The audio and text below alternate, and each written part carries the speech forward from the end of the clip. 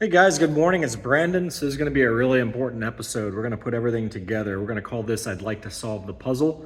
I've made a similar video in the past, but I didn't have as many things solved as I do now. Excuse me for sneezing. So here we go, guys. People who I trust, who gave me clues along the way, and they said the Grand Sport delay was because of me.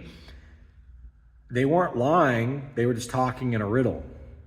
Well, I assumed, and I think a lot of people assumed, it's because I put up all this stuff on Facebook and YouTube and everything, that one of the reasons is because they wanted to prove me wrong, as well as, they were still trying to figure out they're going to put the manual transmission in the car, all these different things. But let's fast forward to the real reason why it was about me, which I didn't put together until yesterday. And I almost made a video about it last night, but I was really tired, and I was like, I'll make a video about it this morning and let this soak in for a minute and really think about this before I speak. So here we go, guys. This thing that I figured out about the Z06 motors, experiencing random detonation and how that detonation is cloaked, and the way that I theorized that strategy in Global B to keep the check engine lights cloaked instead of how the check engine lights throw is part of GM's planned obsolescence strategy. Let's back up for a second. When you're running really high compressions, which up until now the C8 Z06 LT6 is like the highest compression motor that General Motors has ever put out there. I could be wrong, but I think it's the highest compression motor they've ever put out. So that was kind of like the test bed. That was kind of like the scout. We're going to send this out there. It's my belief, and I've been saying this all along, that the next motor that's going to come will be a double direct injector, extremely high compression replacement for the 6.2, okay? And that this motor is going to make tons of horsepower, as well as, be extremely fuel efficient, because you're able to wait until the last possible moment to inject the cold fuel via the double direct injectors. It halves the amount of time it takes to get the fuel into the chamber, so you can wait longer till you start putting the fuel in, which means you can run higher compression, you can run more advanced timing. Everybody, hopefully at this point, understands, including Corey at Paragon understands, that when you're running really high compressions, the engines are not forgiving when it comes to detonation and bad gasoline, for instance. So Corey, for instance, blew out his rear main seals on his supercharged D-Ray. Tons of people have blown out, and why is that? It's because he didn't have quote-unquote turbo pistons. And what are turbo pistons? It's when the piston is a different shape to add lower compression to the geometry of the combustion chamber. So you put in turbo pistons, they don't squeeze the air so tight, so it runs a little bit less compression. So the engine is more forgiving to detonation. It's not so prone to detonation because it's not packing the air so much, which doesn't result in pre-ignition, aka detonation, when you're not packing the air so much. So you get a little bit less power, a little bit worse fuel economy, but you don't run into detonation so much. So again, what is the new LS motor going to be? It's not going to be an LT motor, it's going to be an LS. What is that new motor going to be? It's going to be double direct injectors and really huge compressions, beyond even the C8 Z06 compressions, guys. And so it's going to be able to make a lot of horsepower. It's going to be able to make a lot of torque. It's going to be able to do a lot of things, real great fuel efficiency. But if General Motors can't figure out why they're running into detonation, and let's back up again, but let me finish that statement. The car would get delayed. The release of this motor would be delayed. Now, when I did the fork fuel line video on the side of the van door, where I was talking about the coalescence globs of fluid when you have bad gasoline, which splits into water ethanol as one ingredient and pure gasoline on the other, because that's what bad gasoline is it separates the water ethanol and the pure gasoline. When I made that video, I had started making them before Harlan got fired, and then after Harlan got fired, I said, use this video to get your job back. I know it seems silly. People are like, what the fuck's this guy talking about? Why is he showing us something on the van door, and how's that gonna help Harlan get his job back? It's because I knew that this was an issue that General Motors did not fully understand. I refuse to believe that they fully understand it. And if there is a person there who fully understands it, they're keeping their mouth shut, and they're hoping that they're gonna be able to use this as planned obsolescence, this failure that occurs. But I don't think that Harlan understood it yet. And I figured that this would be something that Harlan could use as brownie points to say, hey, look, guys, I'm not just some show and tell guy at the car shows. I'm actually an engineer. And so that's why I put up that video. Use this to get your job back. And I wasn't bluffing. Okay, so let's put this in simple terms about what's going on. Have any of you guys, this has to do with the fuel system and the V, the split in the low side fuel line is why General Motors is running into so much trouble.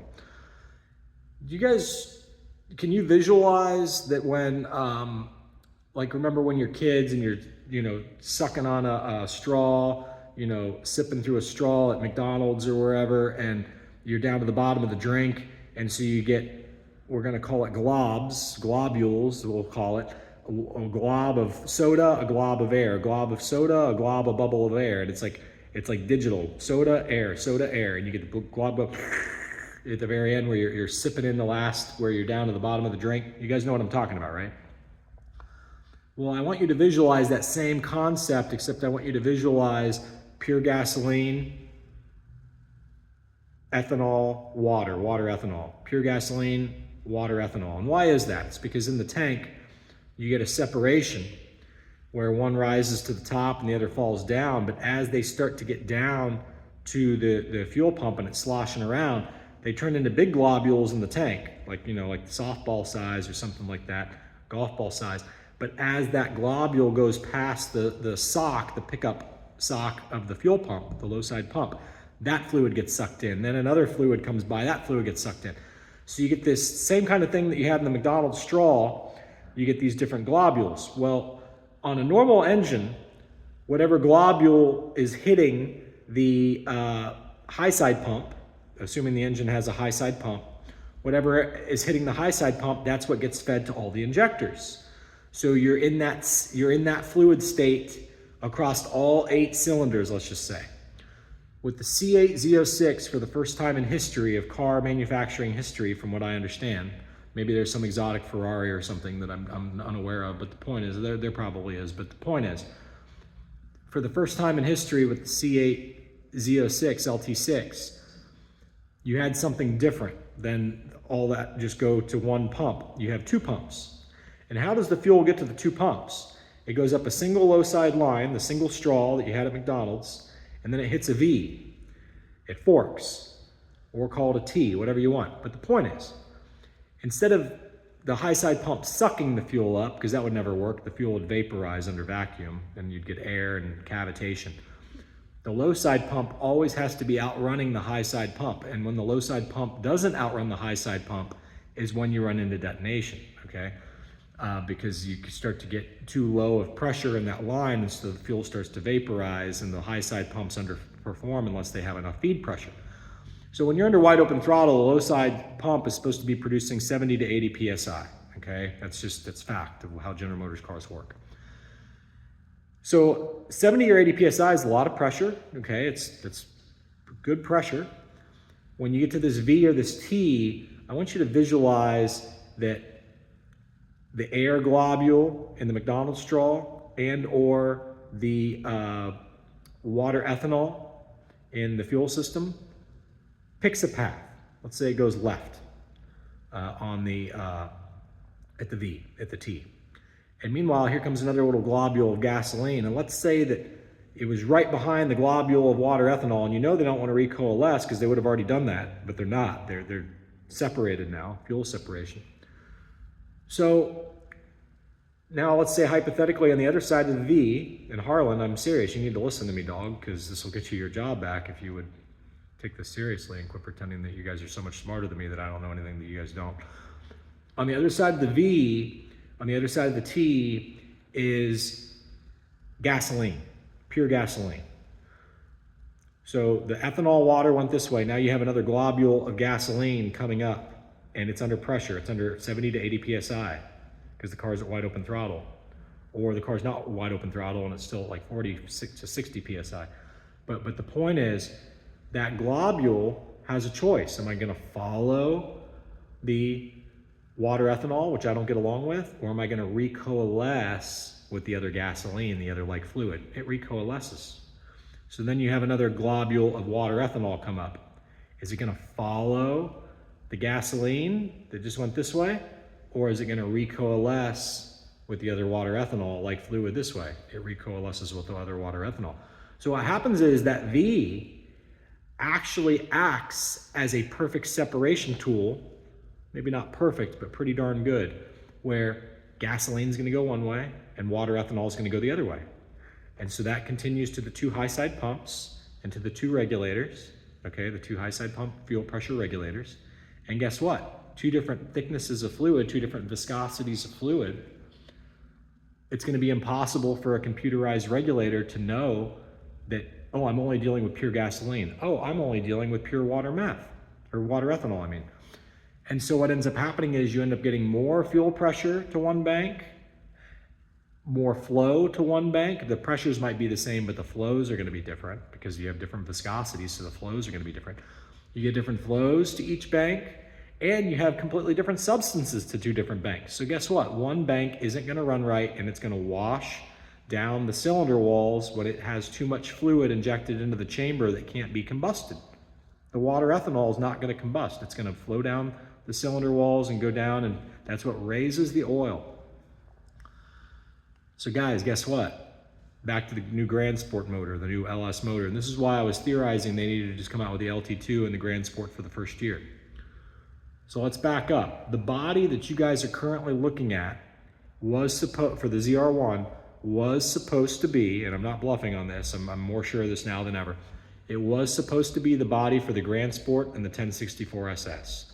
The Grand Sport motor wasn't ready, and they didn't want to release the Grand Sport with only the LT2, okay, because they'd already developed all the computers for the new LS1, let's just call it, the double direct injector motor.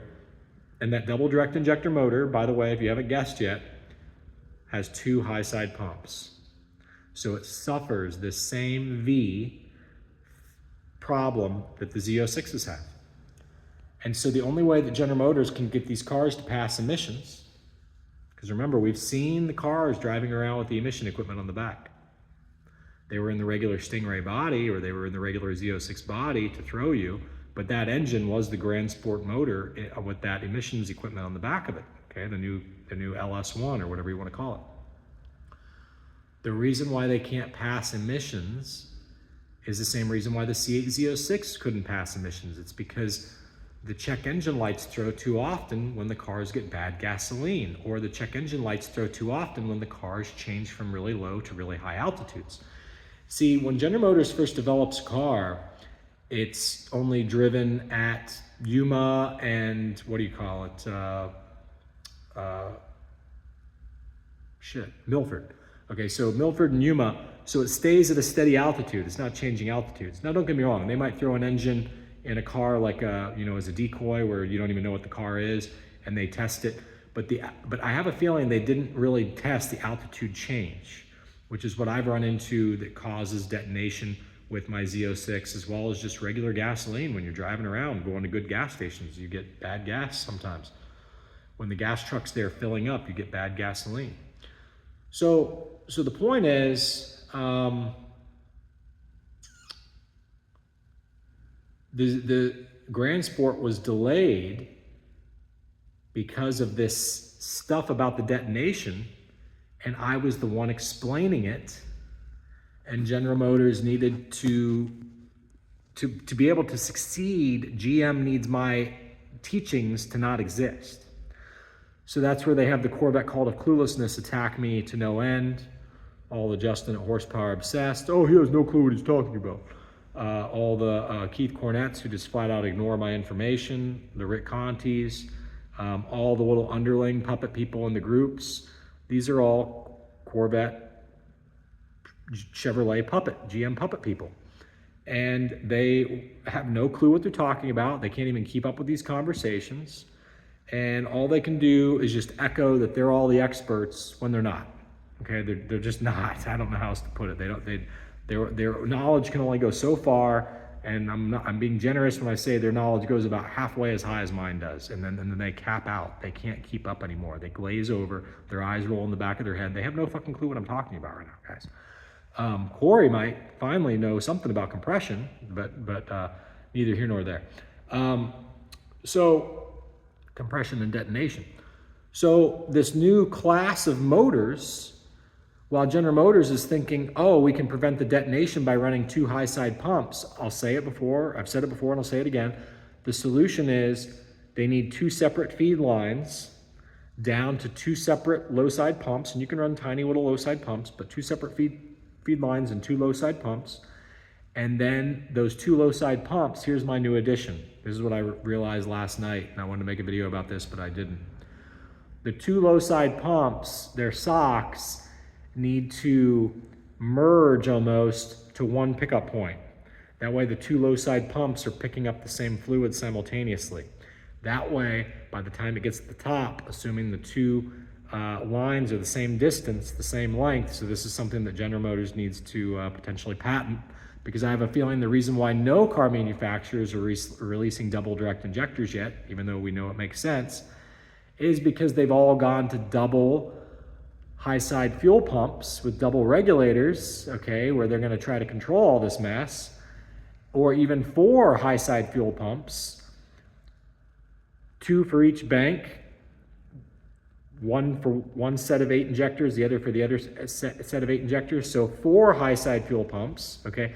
Same concept still applies though between the 4 high side fuel pumps, but you only need 2 feed lines for the 4 high side fuel pumps. You need 1 feed line that goes to the 1 bank, and it can split to the 2 fuel pumps.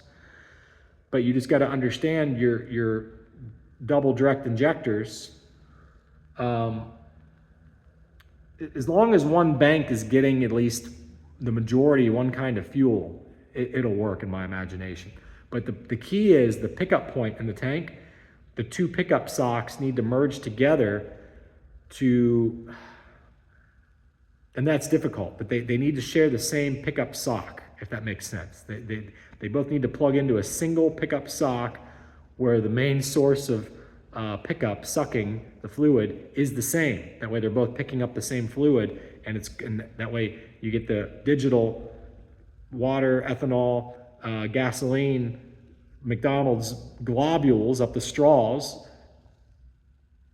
to each side. You get a balance of each. That way the engine can kind of run, because otherwise what happens is when the engine gets pure water ethanol to one side and pure gasoline to the other, one side experiences super rich state where the fluid doesn't get ignited in the combustion chamber. It doesn't ignite, and it washes down the cylinders, and it quickly fills up, even at idle, especially at idle, it quickly fills up the oil level, which on a dry sump engine, or even on a regular engine, it ends up causing on the dry sump engine, it causes the cylinder face to come down and smack the oil surface, which bends the connecting rod when you start the car on a cold start, because the oil is real high on a cold start, so that it comes down and smacks it, because the scavenge pump hasn't been pumping it over to the tank.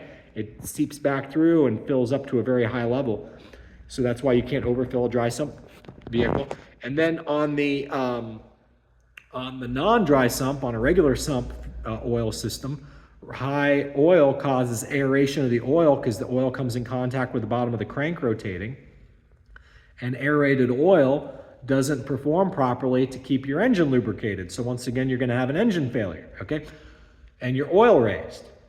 So both of these things result in ultimately engine failure, okay? And I just want to be clear that one of the things that could have caused my engine to fail to go bad is the bent connecting rod. When the piston came down and hit the oil, when I was pulling into that one Chevrolet store with the oil sky high, because my engine had experienced this problem. The next big problem that General Motors then would have is anybody at any time could just play warranty fraud and say, oh, I'm going to dump some water ethanol into my oil and blame it on General Motors' faulty fuel system. Harlan, you want to get your job back, dog? You want to start repeating what I'm teaching you right now? What's your degree, Brandon? How do you know? Blah, blah, blah, blah, blah. Oh, fuck yourself. Why don't you listen to what I'm saying and go get your fucking job back and prove that you're smarter than the other engineers at General Motors? Because I'm telling you right now, I know I'm not wrong. And the more that you guys want to keep your head buried in the sand that I'm wrong and that you guys are going to somehow control this quote-unquote planned obsolescence that you guys have at General Motors, you guys are going to get bankrupted. Your company's going to get fucking bankrupted. And maybe that's the goal. Maybe people in really high places know that and they're looking forward to shorting the stock and buying put options and all this other stuff when all the rest of you munchkins of Oz at General Motors are like, hey, we had the best engine ever. It's just too bad that it fucking blows up on us for no fucking reason and we don't know what's going on, do we, Harlan? Okay, and I'm not blaming you, Harlan. I'm just saying you need to step back and look at how ignorant I view you guys. And you need to realize that I'm not wrong about this, and you guys need to swallow your pride and create two separate straws that keep the globules to the two different sides on the C8Z06. You test it with the C8Z06 first, and you go put some bad gas in there on purpose, and you see if it doesn't keep your motor in one piece and your oil doesn't raise up sky high like it currently does on the cars when they have this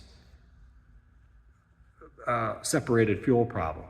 That's a long enough video, guys. That is why General Motors went ahead and said, okay, we have all these fenders from the suppliers for the quote-unquote Grand Sport. We'll just go ahead and say that this is the ZR1, because if we call this the 1064, everybody's going to realize Brandon was right. This was supposed to be the 1064, and there was supposed to be a Grand Sport beside it, okay?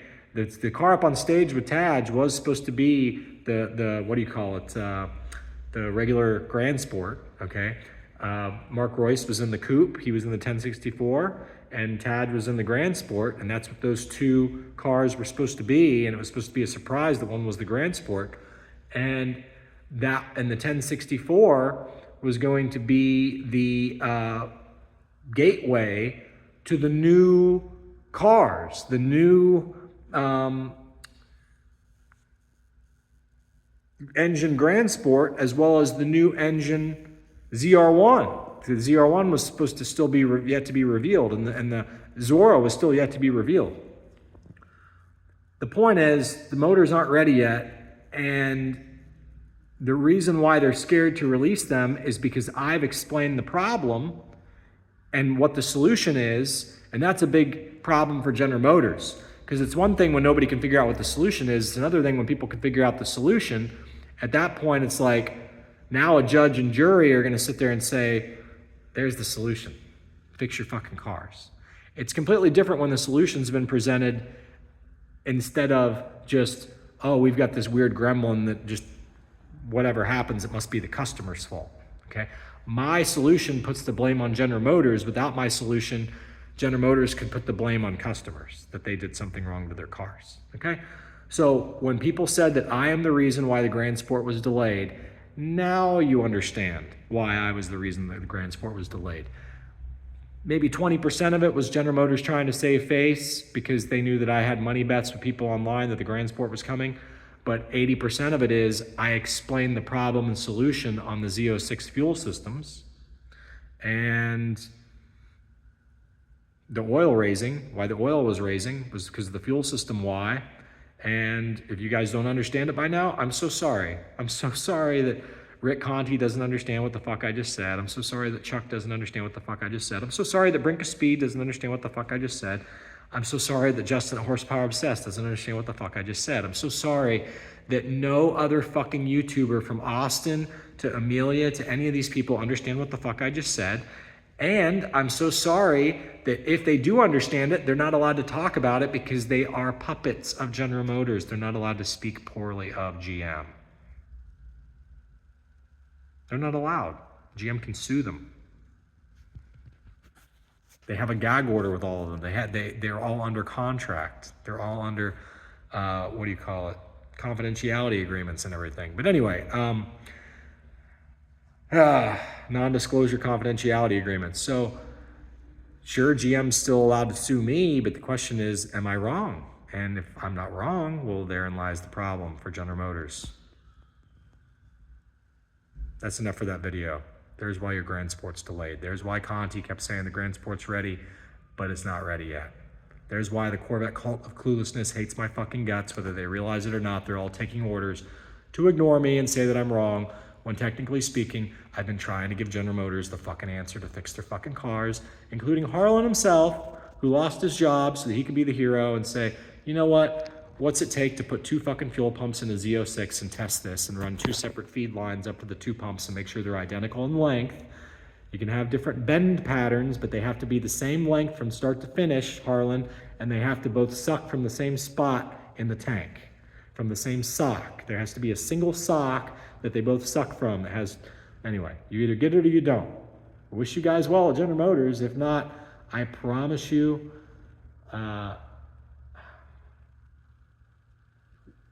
the civilians are going to expose your game a lot quicker this time than any other time before. You're about to have a bankruptcy, in my opinion, if you guys don't get your shit together at GM.